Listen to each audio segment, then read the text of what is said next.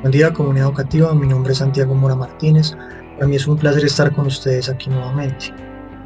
En esta ocasión trataremos algunos conceptos básicos relacionados con la bioquímica, partiendo de textos publicados para la preparación de los médicos para el examen de residencia. Sean bienvenidos. En esta ocasión trataremos algunos conceptos elementales de la bioquímica, como el metabolismo, la respiración celular, el ciclo de Krebs, la cadena respiratoria, la fosforilación, los ciclos anaeróbicos y el metabolismo de los carbohidratos, lípidos, proteínas y nucleótidos. El objetivo de esta videoconferencia es resumir algunos aspectos clave sobre la materia. Primero, debemos conocer qué son las biomoléculas y los bioelementos. Los bioelementos son aquellos compuestos que hacen parte de los seres vivos. Pueden ser clasificados de acuerdo al porcentaje de masa que ocupan en el cuerpo. Pueden ser primarios, secundarios u oligoelementos o microconstituyentes. Primarios, como el carbono, hidrógeno, oxígeno y nitrógeno, que representan el 99.3% de los mismos, y son esenciales para formar glúcidos, lípidos, proteínas y ácidos nucleicos. En otras palabras, son elementales para la existencia de la vida tal cual la conocemos.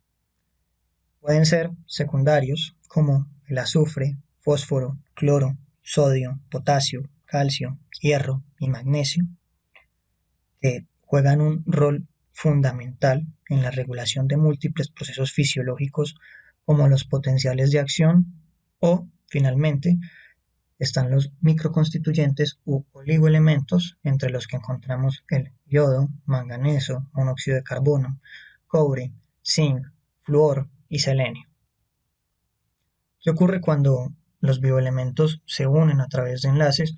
Aparecen las biomoléculas. Las biomoléculas pueden ser orgánicas o inorgánicas. Orgánicas como proteínas, glúcidos, lípidos, ácidos nucleicos y metabolitos, e inorgánicas como agua, sales minerales inorgánicas y gases, entre los que destaca el monóxido de nitrógeno, el dióxido de carbono y el oxígeno. Un concepto elemental dentro de la bioquímica es el de metabolismo. El metabolismo es un conjunto de reacciones químicas encadenadas, ordenadas y sucesivas, cuyo fin es la creación y mantenimiento de la vida. Este proceso inicia con la digestión, que se encarga de degradar las macromoléculas presentes en los alimentos como glúcidos, lípidos y proteínas a formas más sencillas como monosacáridos, ácidos grasos y aminoácidos. Posteriormente, estas son absorbidas, pasan al torrente sanguíneo o linfático y son distribuidas por el organismo. Desde este punto podemos hablar de metabolismo. El metabolismo consta de catabolismo y anabolismo. En el catabolismo, las células degradan las macromoléculas en moléculas más sencillas, generando energía que se va a acumular como adenosintrifosfato o ATP, que es la moneda energética de la economía del organismo. Por ende, cuando hablamos de catabolismo, estamos haciendo referencia a reacciones exergónicas, reacciones que producen energía. El anabolismo, en contraparte, se refiere al proceso mediante el cual se sintetizan compuestos más complejos a través del consumo de energía. Por ende, son reacciones endergónicas, reacciones que consumen energía. Tanto el catabolismo como el anabolismo son procesos producidos en distintos compartimentos celulares y son regulados por enzimas diferentes. Los seres vivos requieren un continuo aporte de energía e intercambio de materiales con el medio. A nivel macroscópico, o sea, de la biosfera, existen tres grandes ciclos metabólicos que definen la relación entre los seres vivos y el entorno. Debemos conocerlos. Son el ciclo del carbono, del oxígeno y del nitrógeno. El ciclo del carbono se refiere a cómo los organismos consiguen el carbono, pudiendo ser organismos autótrofos o heterótrofos. Los autótrofos generan moléculas orgánicas carbonadas a partir del dióxido de carbono atmosférico, por ejemplo, las bacterias fotosintéticas. Los heterótrofos per se no pueden generar moléculas orgánicas carbonadas, por ende, ellos obtienen el carbono a partir de las moléculas que han sido generadas por los organismos autótrofos, por ejemplo, los mamíferos. Dentro del ciclo del oxígeno se describen organismos aerobios, que pueden ser estrictos y facultativos, y organismos anaerobios. Los organismos aerobios requieren del oxígeno atmosférico para poder realizar sus reacciones oxidativas, mientras que los anaerobios no requieren de este. Finalmente, tenemos el ciclo del nitrógeno, el cual hace referencia a cómo el nitrógeno atmosférico es captado por las bacterias fijadoras y es convertido en amoníaco, que se puede abreviar con las letras NH3. En él actúan bacterias nitrificantes de la tierra y lo convierten en nitratos que serán absorbidos por las plantas y posteriormente serán convertidos en aminoácidos. Existen dos procesos importantes dentro de la bioquímica: las reacciones de oxidación y las reacciones de reducción. La oxidación hace referencia a la pérdida de electrones por parte de una molécula. La oxidación ocurre en las reacciones exergónicas, en las cuales una molécula rica en energía pierde hidrógenos, oxidándose y liberando energía. La reducción, por su lado, se refiere a la ganancia de electrones que experimenta una molécula. En ella, una molécula aceptora se hace más energética ya que capta electrones que fueron cedidos por otra y se reduce. Ocurre sobre todo en reacciones endergónicas. De esta forma, debemos tener claridad que las reacciones de oxidación se correlacionan con reacciones exergónicas, mientras que las reacciones de reducción ocurren en las reacciones endergónicas. Existen tres ciclos energéticos que debemos mencionar. El ciclo del ATP-ADP, donde la energía que se libera en reacciones exergónicas es captada por el ADP. De esta forma, el adenosindifosfato pasa a adenosintrifosfato, pasa a ATP, convirtiéndose en la moneda energética de la economía humana. El segundo ciclo importante es el del NADPH-NADP, que ocurre en algunas situaciones como el ciclo de Krebs, donde la energía es captada por el NAD y cuando se capta un hidrógeno, el NAD se reduce a NADPH y ese NADPH posteriormente entra en la fosforilación oxidativa para rendir energía o actuar como coenzima en alguna reacción metabólica. Finalmente, debemos mencionar el ciclo de la fosfocreatina. La fosfocreatina almacena un fosfato de energía elevada. Cuando se consume un ATP y ese ATP pasa a un ADP, la fosfocreatina puede ser ese fosfato y ese fosfato se va a donde está ese ADP y pasa a ser ATP. Por ende, se regenera el adenosintrifosfato. El producto de ello va a ser la creatina. La creatina es considerada como un marcador del metabolismo endógeno del músculo. Pero, ¿qué es el ATP? El ATP es un nucleótido formado por adenina unida a un azúcar de 5 carbonos. ¿Qué azúcar? Ribosa. A continuación hablaremos del concepto de respiración celular. El término respiración de forma purista no hace referencia al intercambio gaseoso, en el cual se da CO2 para obtener oxígeno. El concepto real de respiración hace referencia a la fase aeróbica del catabolismo celular. Posee 3 pasos. El primero es la producción de acetil-CoA mediante la oxidación de algún combustible orgánico. Ese combustible orgánico puede ser glucosa, puede ser algún ácido graso, pueden ser aminoácidos. En el segundo paso, los grupos acetilo del acetil-CoA pasan por el ciclo de Krebs, donde son oxidados hasta que se produce dióxido de carbono, liberando energía que se conserva en los transportadores NADH y FADH. Finalmente, ocurre una transferencia electrónica, donde los electrones transportados por NADH y FADH llegan a la cadena respiratoria y se libera ATP por procesos de fosforilación oxidativa. Según la doctrina clásica, el NADH equivale a 3 moléculas de ATP y un FADH equivale a 2 moléculas de ATP. Sin embargo, esto último ha venido siendo evaluado con el tiempo y han cambiado algunos conceptos. No obstante, como enuncié en la doctrina clásica, se considera que una molécula de NADH equivale a 3 moléculas de ATP y una molécula de FADH equivale a 2 moléculas de ATP. Hay un error en esta diapositiva. FADH no son 3 moléculas de ATP, sino 2 moléculas de ATP. El ciclo de Krebs o del ácido cítrico es una ruta metabólica de la respiración celular en las células aeróbicas. En las células eucariotas ocurre en las mitocondrias y en las células procariotas en el citosol.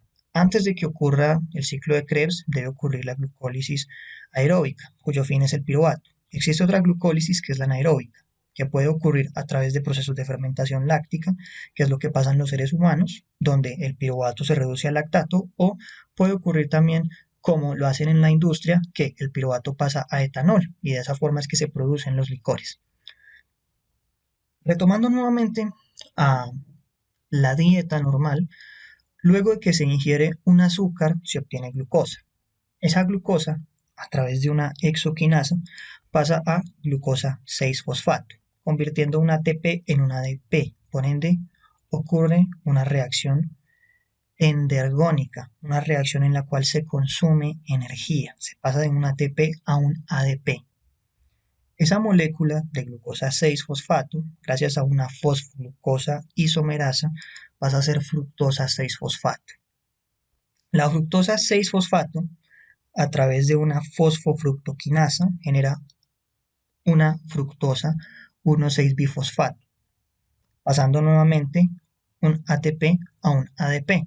En otras palabras, produciéndose una reacción endergónica. Luego, a partir de este sustrato, se generan dos gliceraldehídos 3-fosfatos. Por ende, todo lo que vaya a escribir de aquí en adelante se va a multiplicar por 2. Pero por cuestiones didácticas vamos a tomarlo como si fuera solamente 1. Al final vamos a coger toda esa energía neta producida y la vamos a multiplicar por 2. Solamente tengan en cuenta que se producen 2 gliceraldehído 3-fosfato y cada uno sigue la misma secuencia de procedimientos hasta que llegan a un piruvato. De esta forma, al final de este procedimiento se tienen dos piruvatos que van a entrar al ciclo de Krebs. Pero bueno, retomemos. Un gliceraldehído 3-fosfato, gracias a una deshidrogenasa, se convierte en un 1,3-bifosfoglicerato. En este momento se genera un proceso exergónico, el primero, en el cual se libera una molécula de NADH. Posteriormente, este 1,3-bifosfoglicerato, gracias a una fosfoglicerato quinasa, se convierte en 3-fosfoglicerato. Nuevamente ocurre una reacción exergónica y se libera un adenosintrifosfato. Este 3-fosfoglicerato, gracias a una mutasa, pasa a 2-fosfoglicerato, que a través de una enolasa genera una molécula de fosfoenolpiruvato.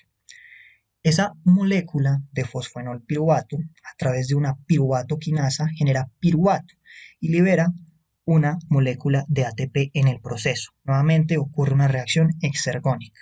Recuerden que desde la gliceraldehído 3-fosfato, el producto lo vamos a multiplicar por 2, por lo cual la energía va a ser el doble. Los procesos exergónicos van a ser el doble a los que acabo de mencionar y la cantidad final de piruvatos van a ser 2, menos 1. De esta forma, al final del proceso vamos a tener 2 ATP y 2 NADH de ganancia neta.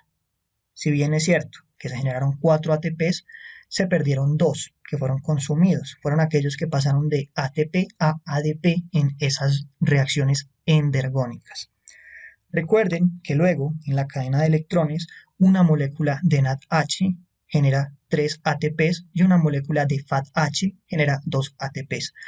Al menos dentro de los planteamientos de la doctrina y la enseñanza clásica, debido a que esto ha variado mucho desde su planteamiento original. Luego, esos dos piruvatos entran al ciclo de Krebs. Vamos a tomar uno como referencia y al final del proceso vamos a multiplicar el resultado energético por 2. El piruvato, gracias a una deshidrogenasa, forma acetil-CoA y libera un NADH.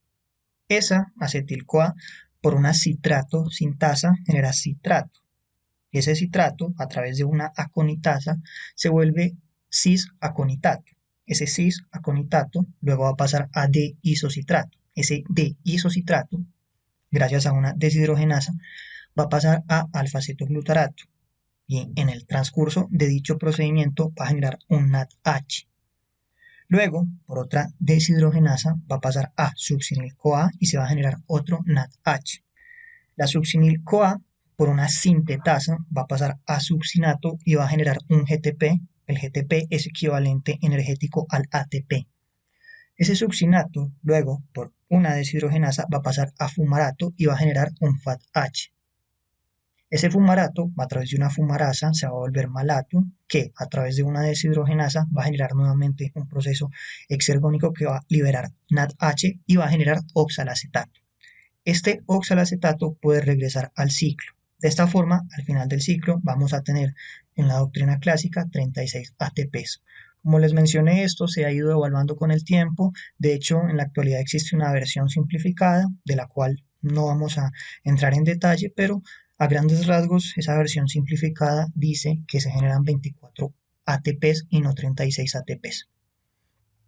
De esta forma, se generarían 4 NADH, cuya conversión en la cadena respiratoria sería de 12 ATP, 2 FADH, cuya conversión sería de 4, y un GTP, que equivale a un ATP. Lo anterior ahora lo multiplican por 2. Eso nos va a dar un total energético de 36 ATPs. La cadena respiratoria se encarga de transportar electrones. Los electrones se transportan desde moléculas poco oxidantes hasta el oxígeno, que es la cadena más oxidante de la cadena. Las moléculas que inician este transporte de electrones son el NADH y el FADH. Cuando entregan los electrones al oxígeno se forma agua. Debido a que la cadena solo transporta electrones, los protones tienen que ser bombeados hacia afuera de la mitocondria. Y esto claramente va a generar un gradiente. Va a ser un gradiente con una carga muy positiva fuera de la mitocondria y una carga muy negativa dentro de la misma. Este gradiente va a obligar a los protones a volver a entrar a la mitocondria y en el paso hacia la mitocondria, o sea, hacia adentro, deben pasar por una enzima que se va a encargar de formar un túnel para los protones. Esa enzima se llama ATP sintasa y en ese procedimiento que fuerza la entrada de los protones se genera ATP. La fosforilación es el proceso mediante el cual se produce adenosintrifosfato a partir de la energía liberada tras la oxidación de los nutrientes, lo que hemos venido hablando. A forma de curiosidad, este proceso puede ser inhibido por múltiples sustancias como el cianuro, que actúa a nivel de la cadena de transporte de electrones inhibiéndola, por lo cual es potencialmente letal. Otro compuesto importante a mencionar es la oligomicina, que se encarga de inhibir la enzima que hemos mencionado previamente, que generaba ese túnel para los protones. Puntualmente inhibe la enzima ATP sintasa, que es la que hemos mencionado. Y otro compuesto también a mencionar es el 2,4-dinitrofenol, que se encarga de desacoplar la cadena de transporte. A continuación, dialogaremos sobre el metabolismo de los carbohidratos.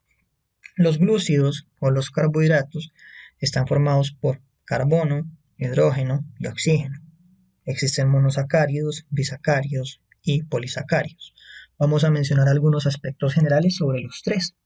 Los monosacáridos, como la glucosa, galactosa y fructosa, pueden ser aldosas cuando tienen un grupo aldehído o cetosas, en el caso de que tengan un grupo cetónico. Según el número de átomos de carbono, existen triosas, tetrosas, pentosas y hexosas. Triosas cuando son 3, tetrosas cuando son 4, pentosas cuando son 5 y hexosas cuando son 6. ¿Por qué es importante saber lo de los grupos aldehídos y lo de los grupos cetónicos? Porque van a ser precisamente esos dos los que van a hacer que estos carbohidratos sean muy reductores. En otras palabras, pueden ceder átomos de hidrógeno muy fácil, por lo cual van a ser muy energéticos. Los disacáridos, por su lado, son fruto de la unión de dos monosacáridos a través de un enlace glucosídico.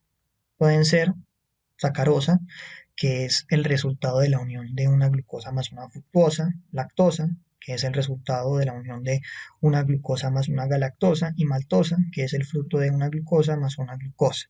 Por último tenemos los polisacáridos, que son polímeros de monosacáridos que están unidos a través de enlaces covalentes. Existen dos tipos importantes, los homopolisacáridos y los heteropolisacáridos.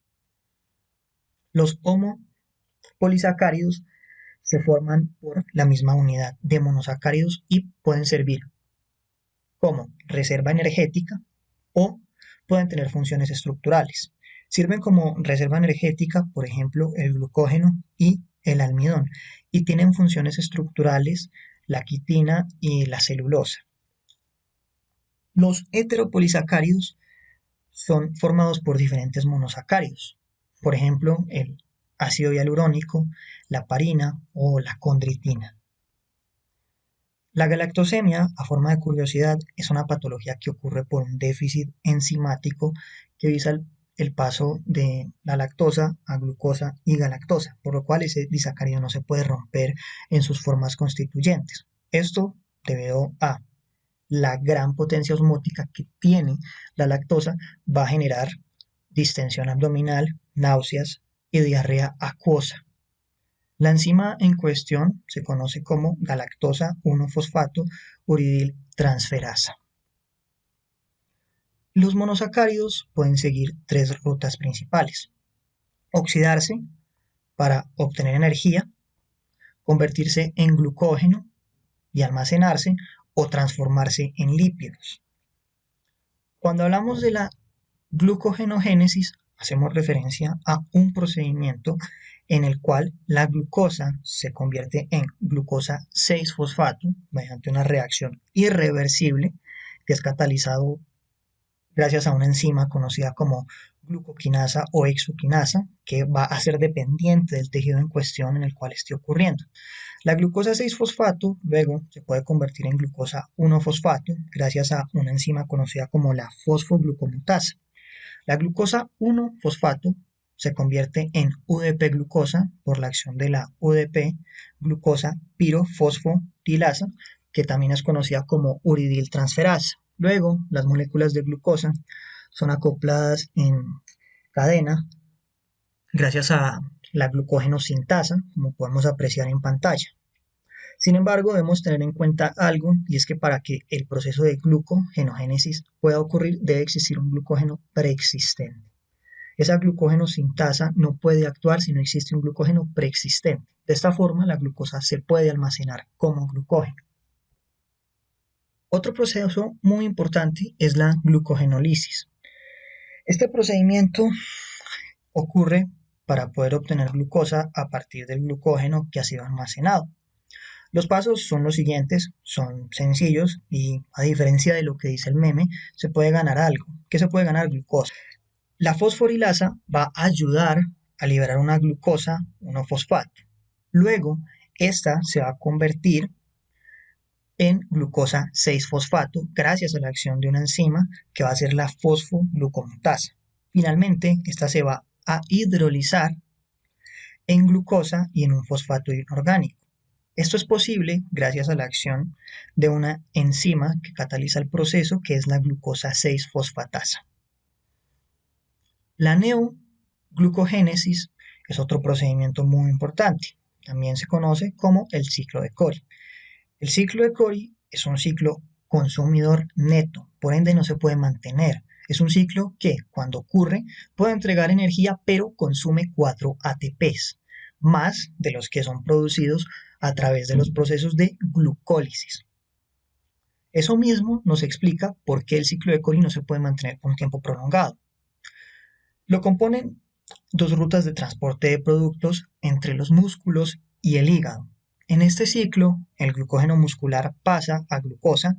Esta glucosa posteriormente va a pasar a piruvato a través de la glucólisis. Y este piruvato va a formar lactato a través del metabolismo anaeróbico que habíamos descrito previamente.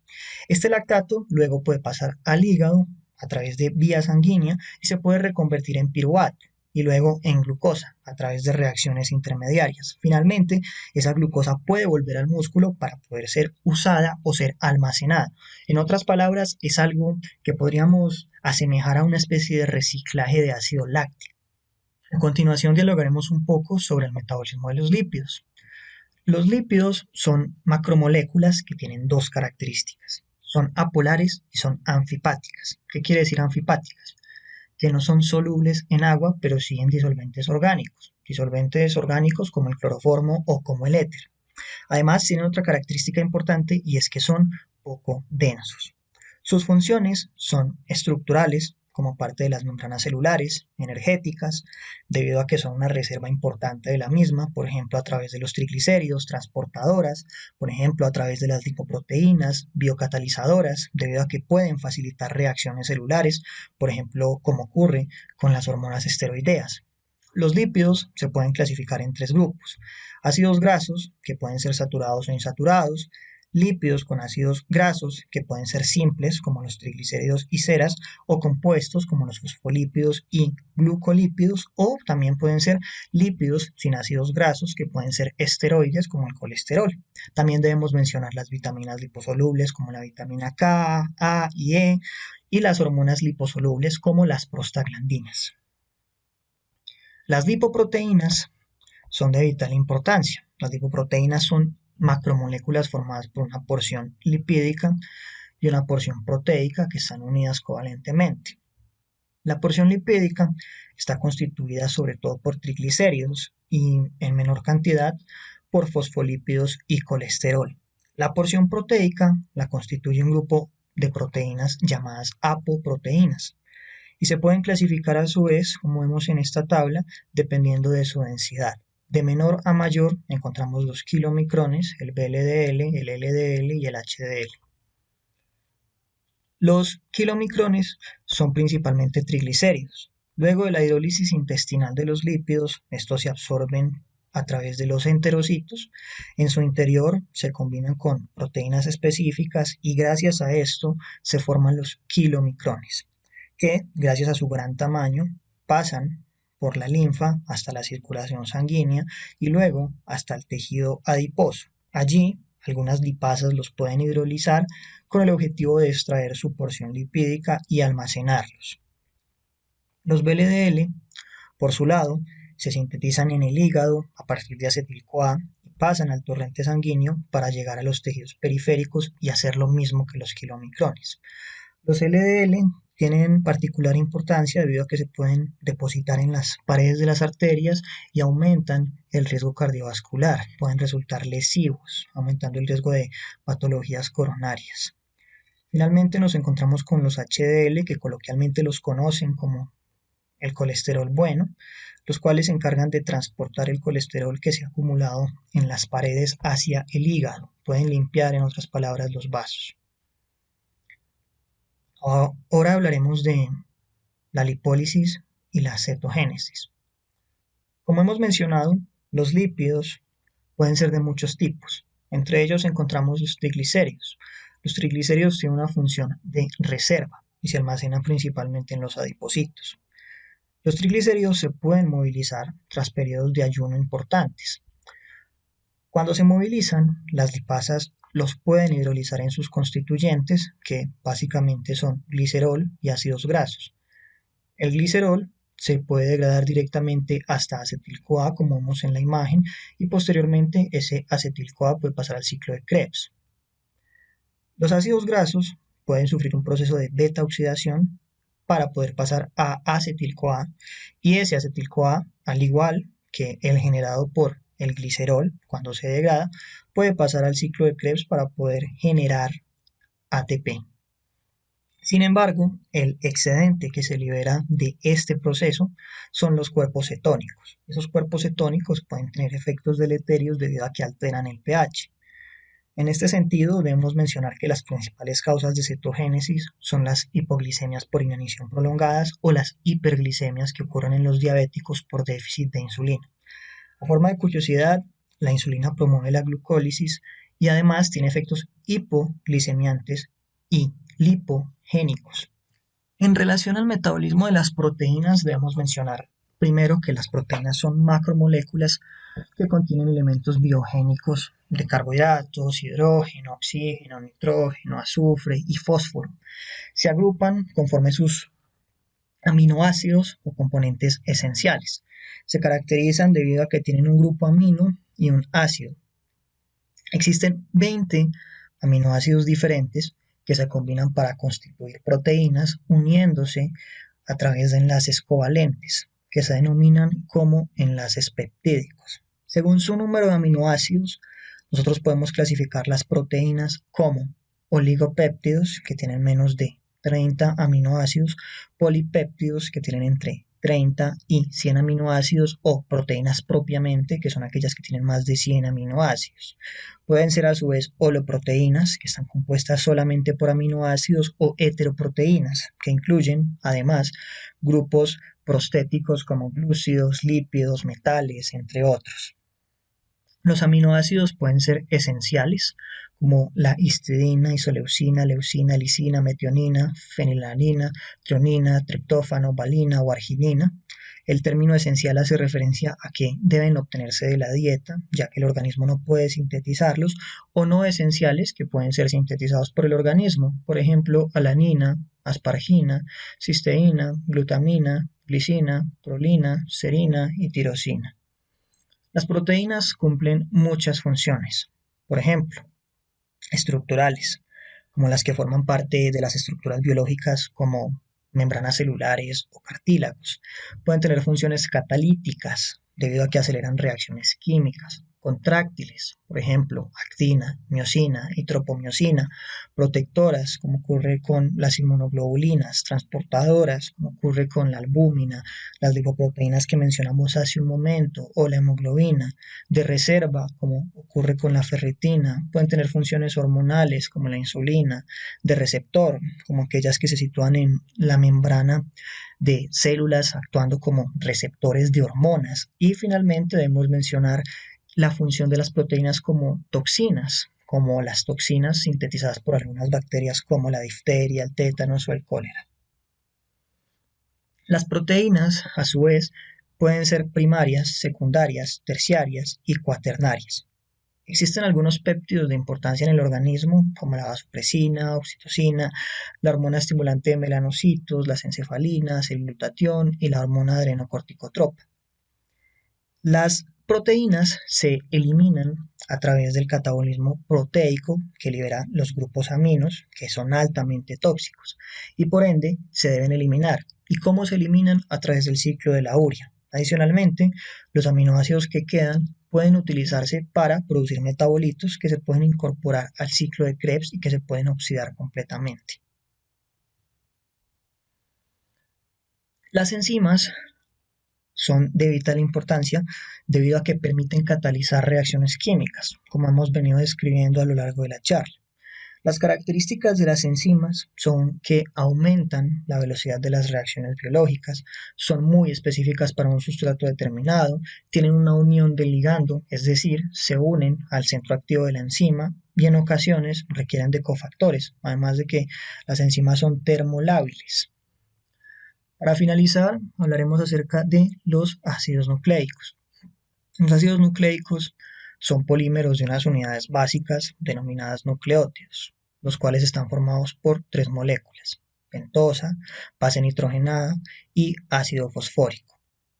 La molécula del nucleótido sin el grupo fosfato se conoce como nucleósido.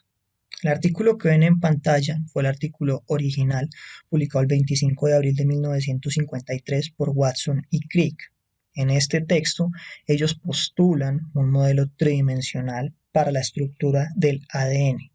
Este modelo consistía en 2 cadenas helicoidales, como vemos en la imagen, enrolladas alrededor del mismo eje, formando una doble hélice destrógira.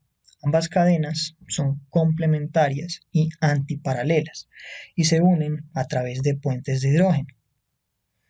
El diagrama que vemos en pantalla es el diagrama original que pueden encontrar en el documento.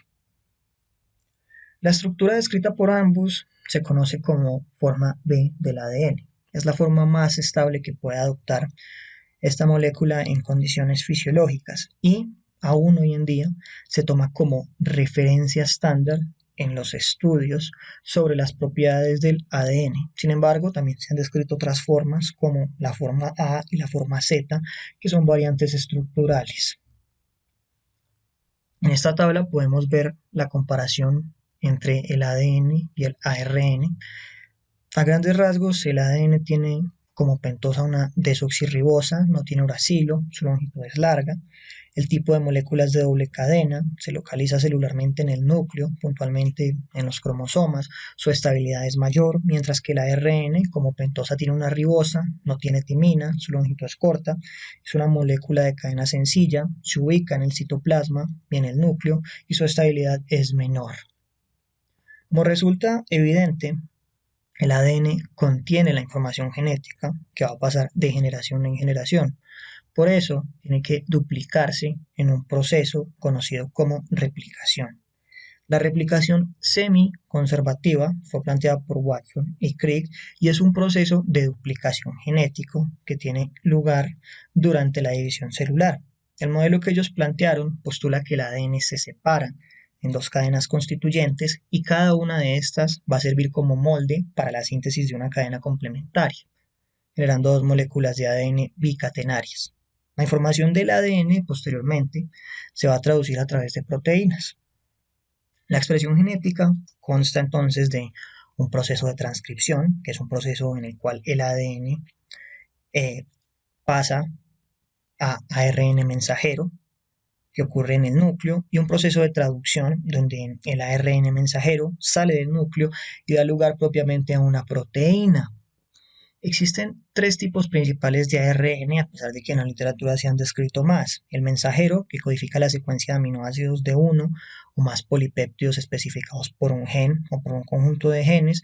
El ARN de transferencia, que lee la información codificada en el ARN mensajero y transfiere el aminoácido de forma adecuada, y el ARN ribosómico, que forma parte de los ribosomas.